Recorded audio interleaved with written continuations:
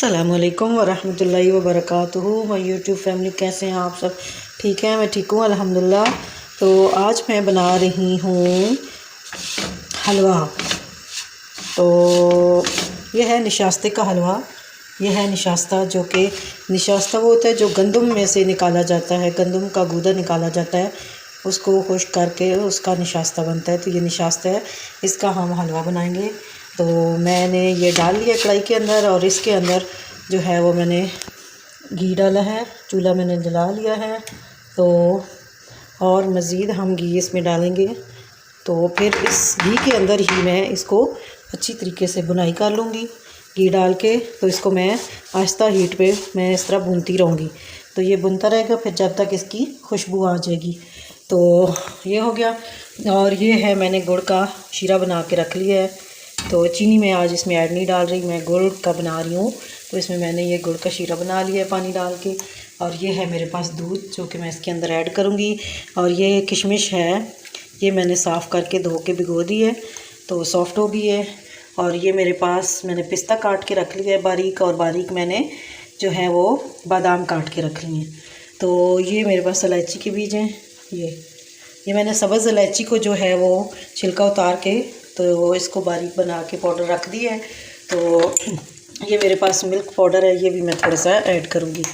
तो आप अपने मुताबिक कोई भी चीज़ें, ज़रूरी नहीं है कि यही वाली चीज़ें डालें, आप इनको स्किप भी कुछ चीज़ों को कर सकते हैं। सिर्फ जो है ना दूध में भी बन सकता है, सिर्फ पानी डाल के भी बना सकते हैं, मुख्तलिफ़ तरीके होते हैं।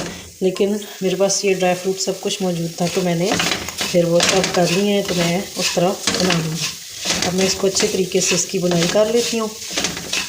फिर हम अपनी इस चीज़ें सारी मेरी तैयार है, तो फिर मैं उस हिसाब से डालती रहूँगी। तो अब आहिस्ता आहिस्ता भूनूँगी जब तक कि इसका कलर भी चेंज हो जाएगा और इसकी खुशबू आने लग जाएगी जी। तो ये देखें, ये इसकी अच्छी तरीके से बुनाई हो गई है और खुशबू भी बहुत ज़्यादा आने लग गई है, कलर भी चेंज हो गया है। तो मैंने चूल्हे से उतार लिया है, और मैंने कहा मैं आपको बताऊं कि अभी मैं इसके अंदर ये वाला शीरा ऐड करके इसको हिला लेती हूँ अच्छे तरीके से। तो ये मैंने कर दिया है। अब मैं ये दूध भी डाल लूँगी और इसको मिक्स करूँगी अच्छे तरीके से।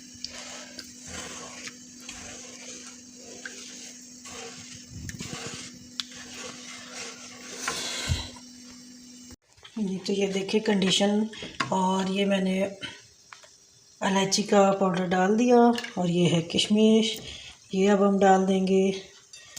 काफ़ी देर तक ये पकता रहा, अब ये थिक होने पे आ गया है। तो अब मैं ये सारे ड्राई फ्रूट्स वगैरह डालती हूँ और इसको मैं बना लेती हूँ।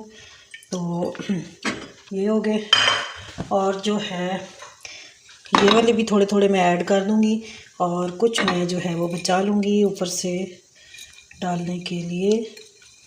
तो बादाम भी डाल लेंगे हम।